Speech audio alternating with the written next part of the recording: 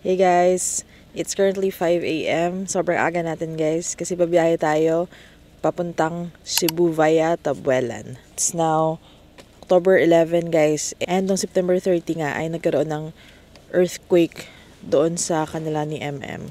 So yung hometown niya kasi guys is Midilien, which is the town next to Bugo City, the epicenter. So bibisitahin namin guys yung family niya doon kasi nga affected talaga yung place nila. So from Bacolod guys, babiyahe kami ng Escalante for around 2 hours and doon ay sasakay tayo ng barge. And hopefully medyo okay na yung daanan kasi nung last week, since no earthquake nga ay may mga bitak-bitak yung daanan namin sa usual route namin na Tabuelan, San Romeo. So update you later guys pag nakarating na kami ng Escalante.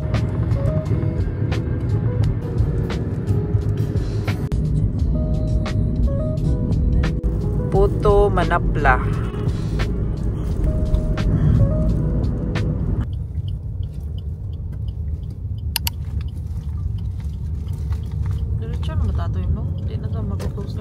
Guys, after 2 hours ay andito na tayo sa Escalante City Port. So, andito tayo sa Barcelona Port to be exact. May papalabas.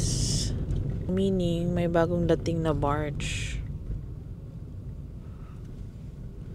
Okay, dito muna tayo guys. Hingit kasi nila ang ORCR ng car.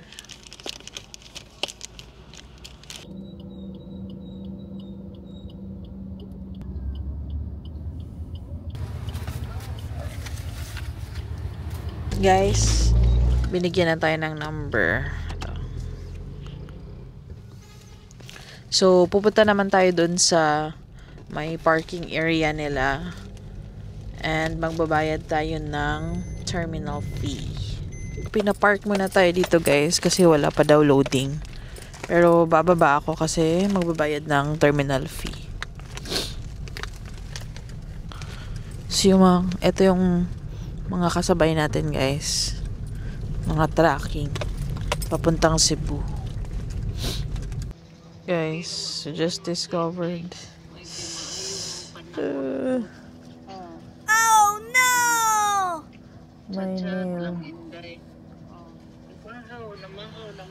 may nail sa wheels namin. To change kami ng tire. God. Bababa muna ako guys, magbabayad ng terminal fee. Then magpapalit kami ng tire. Naku, ngayon pa. So dito tayo nagpark guys, and then dito naman tayo magbabayad ng fee. Yan dito.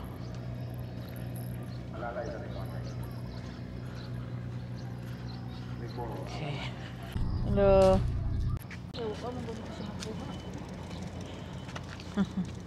Hello. Hi.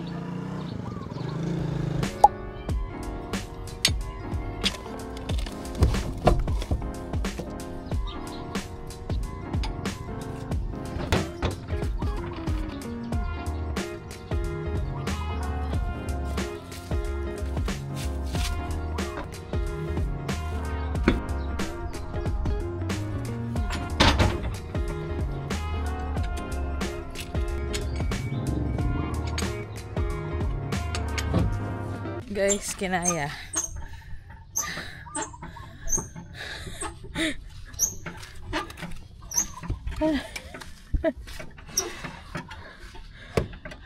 girl power.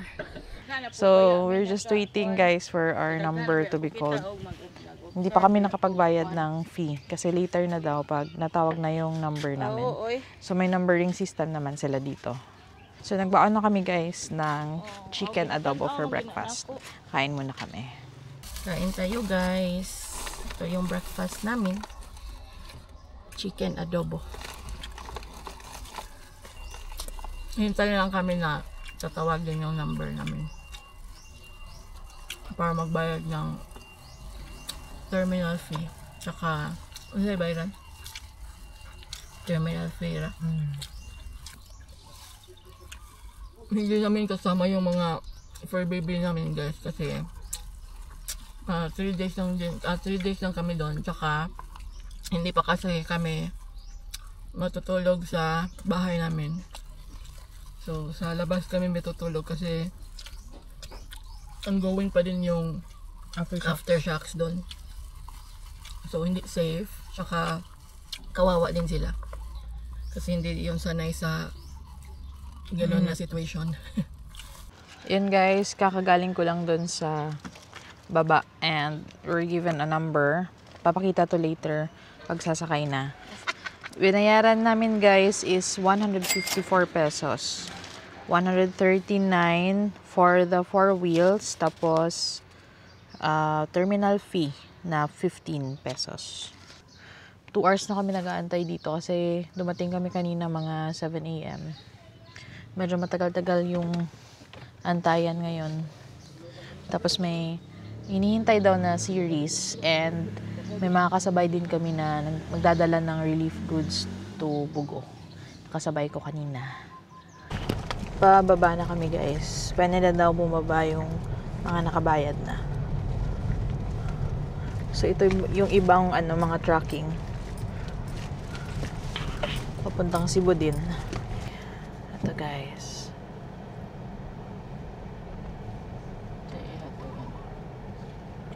Sir, may kulang 4. Medyo sad lang talaga guys yung pag-uwi namin ngayon. Kasi nga yung mga bahay doon kina MM, may mga damage. Tapos sa labas pa talaga sila natutulog. Mamaya, sa labas din kami matutulog. Tapos yung aunt niya din kasi is kakamatay lang din. Kaya this week na lang kami umuwi kasi para makilibing na din.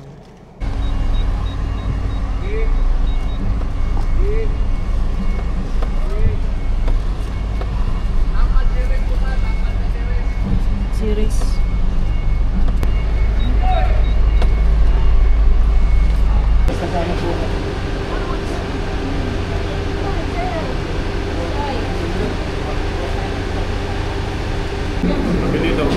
Monte Grande.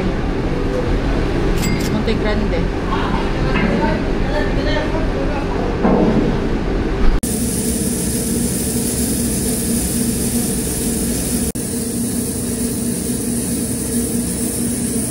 Guys, andito na kami sa loob ng barge and we paid 1,400 for the 4 wheels. Then, Free na yung isang passenger tsaka yung driver.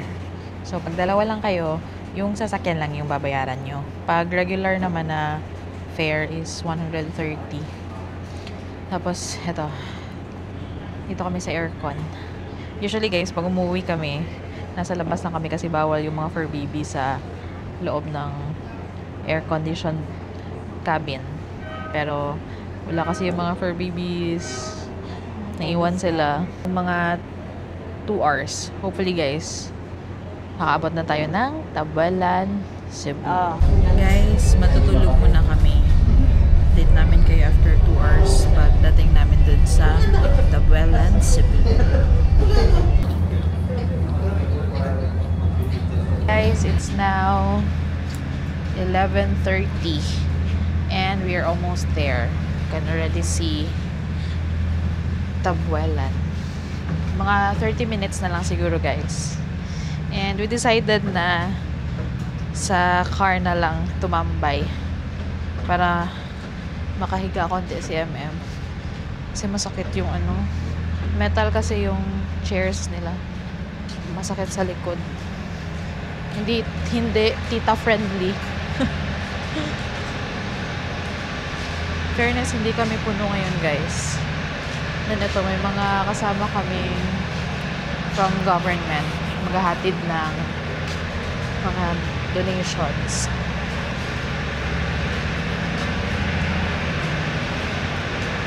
Your speed. Ha?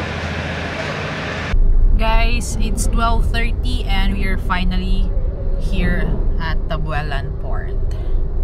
Papalabas na kami ngayon guys. Eto. So far, the weather is good guys.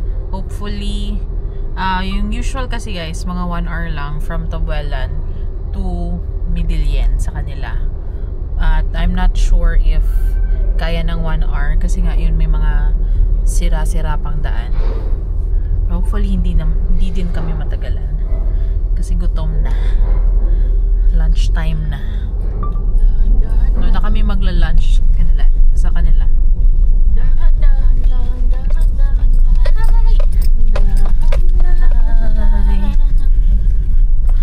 Okay. So, bababa muna ako kasi magbabayad na naman tayo ng another fee dito sa port. The city of Victoria.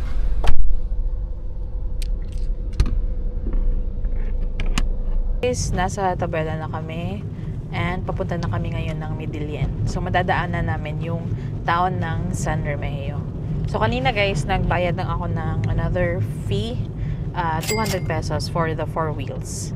So, bali yung nabayaran natin from Escalante is 154 and then yung fare ng sasakyan sa barge is 14 and then dito, yung port fee naman is 200. Okay, so far wala pa akong nakikitang damage dito banda. Baka dun pa sa unahan. Kasi yung itong Tabuelan din guys ay affected din ito sila. Kasi malapit lang to sa Bugo.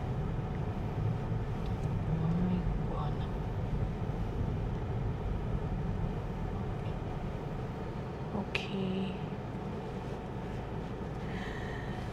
So medyo gutom na. Kaon sa timo sa dira. Sige lang. Ambi na sila. Ambi.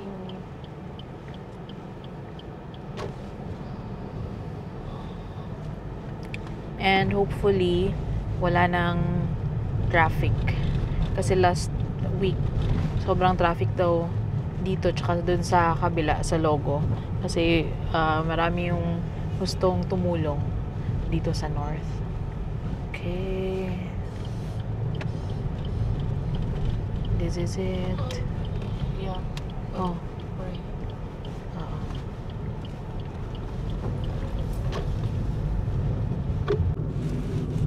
Guys, may mga nakikita kami na mga ganyan. I think ito yung mga nag-crack. Tapos nilagyan nila ng yan to, yung anapog. Yun. Ay. Nay, tanong ko sa kanya. Hindi ko ba nakakahalata? Nagpapakyut ang mga yun sa'yo. Kaya palagi nandyan. Lapot ka sa'yo. Ako, kapag ikaw na bola ng isa sa mga yun, malilintikan ka sa akin, gigil na, uwi ka, di na.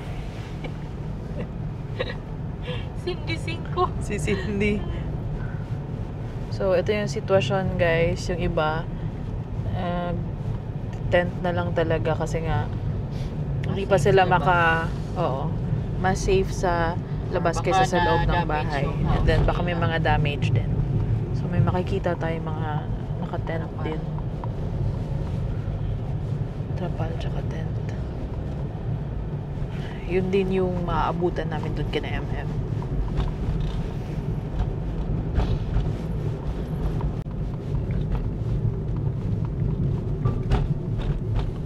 Ito guys, medyo malaki-laki yung damage ng bridge na to. Pero so far, ayun, may mga nag-guide naman. Okay. Nakita ko to last week eh. Malaking crack talaga to. Oh.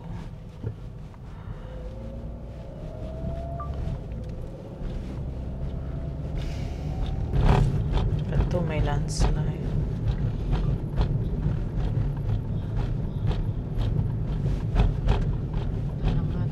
Yan, may namimigay ng goods oh.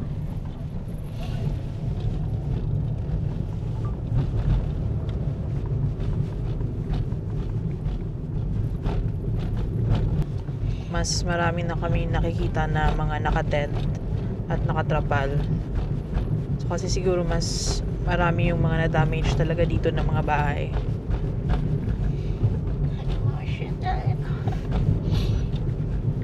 It's okay.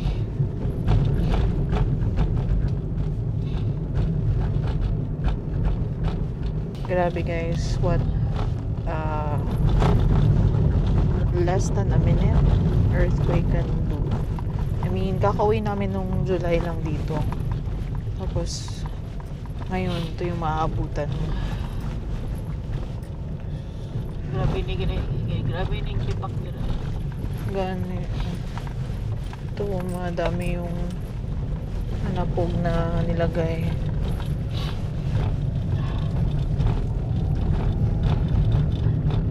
Mga nakatent sila.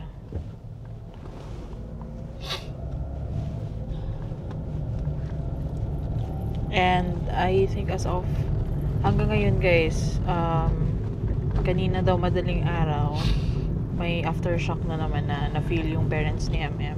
Mga 2 AM to no? Then kahapon, yun nga guys, sa Davao, yung earthquake din.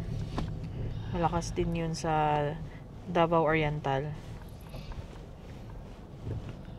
Ito. Yung isang ano talaga, yung nasira. Hinay lang. Hinay lang.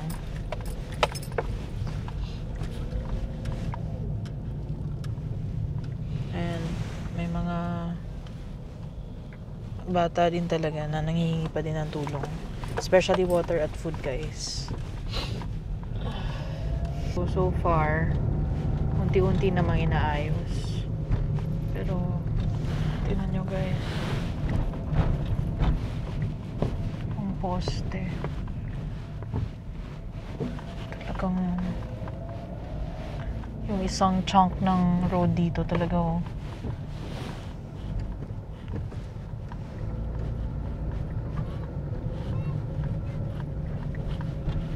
Ayun oh. Grabe.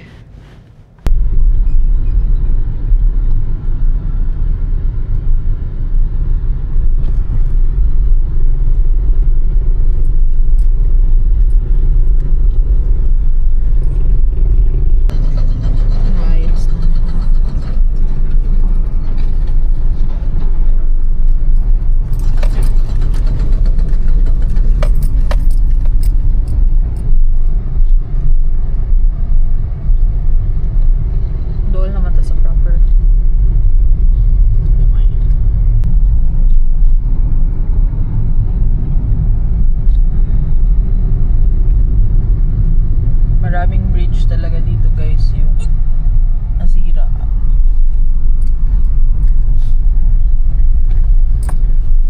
Malalaki yung cracks.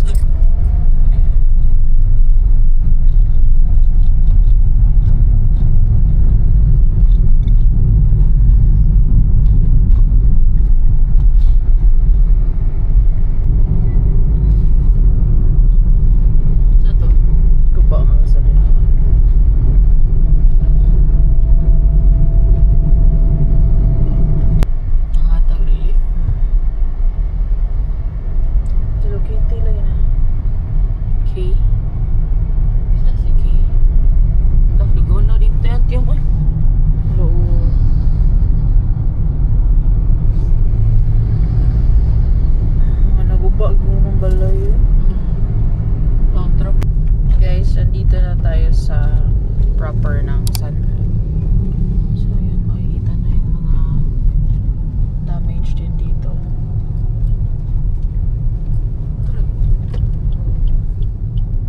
Tapos ito damage. Tapos itong whole building nag-collapse talaga. Ano talaga yung upper portion niya. Ito din sa kabila. Grabe. Ito yung mga wires.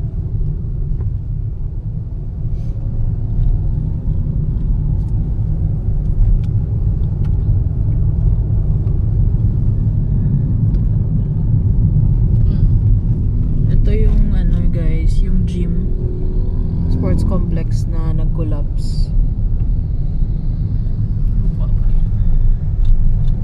Tapos may may mga nagba-basketball kasi doon. So meron talagang namatay. tayo.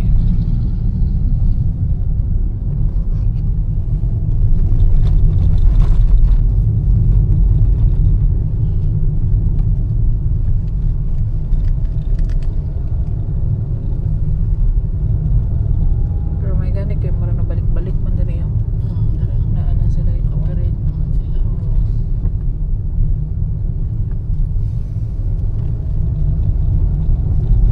Mauyog lang yun, pero Dito na kami guys sa Midillion. Lapit na kami kila MM.